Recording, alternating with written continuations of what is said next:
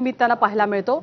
एकमेकांच्या अंगावरती जळते निखारे फेकून होळीची ही परंपरा जपली जाते। आजवर ही परंपरा जपत असताना हे निखारे एकमेकांच्या अंगावरती लोक टाकत असताना कुणीही जखमी झालेलं नाही, कोणालाही इजा झालेली नाहीये। या पेटत्या निखाऱ्यांनाच होळटा म्हटलं जातं। पिढ्यानपिढ्या चालत आलेली ही अंगावर शहारे आणणारी परंपरा पाहण्यासाठी दरवर्षी मोठी गर्दी होत असते।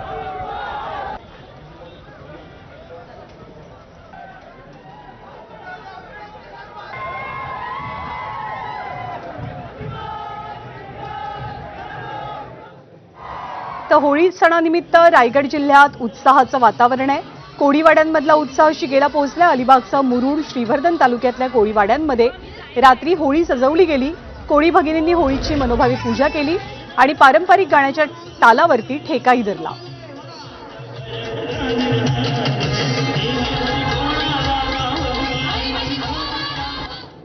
रत्नागिरीमध्ये आज ग्रामदैवत भैरीदेवाच्या भेटीला टेंभे गावाची भैरी जुगाई आणि सड्या मिऱ्या जाकी मिऱ्याचे नवलाई पावणादेवी हे पोहोचणार आहेत। मध्यरात्री देवभेटीचा सोहळा पार पडेल।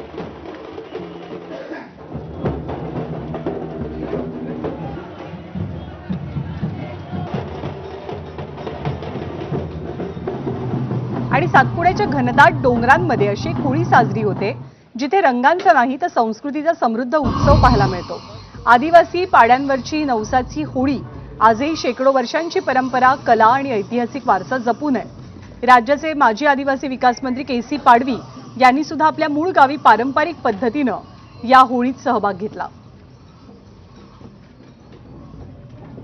तो होळीच्या उत्सवानिमित्त भरणाऱ्या पारंपरिक भोंगऱ्या बाजाराचा उत्साह नंदुरबारमध्ये शिगेला पोहोचलेला आहे। राज्याचे आदिवासी विकास मंत्री अशोक उईके यांनी सुद्धा या उत्सवात हजेरी लावली। आमदार आमशा पाडवी आणि आमदार राजेश पाडवी यांच्यासह त्यांनी पारंपरिक वाद्यांच्या तालावरती ठेकाही धरला। तर वाशिमच्या पद्मतीर्थ इथे चक्क स्मशानात होळी साजरी केली जाते। पद्मतीर्थच्या मोक्षधाम इथे वाईट व्यसनांची होळी करत एक वेगळा आदर्श घालून दिला गेला। संकल्प फाउंडेशनच्या वतीने आयोजित होळीसाठी स्मशान स्वच्छ केलं गेलं। गेल्या 19 वर्षांपासून हा स्मशानातला होलिकोत्सव साजरा केला जातो।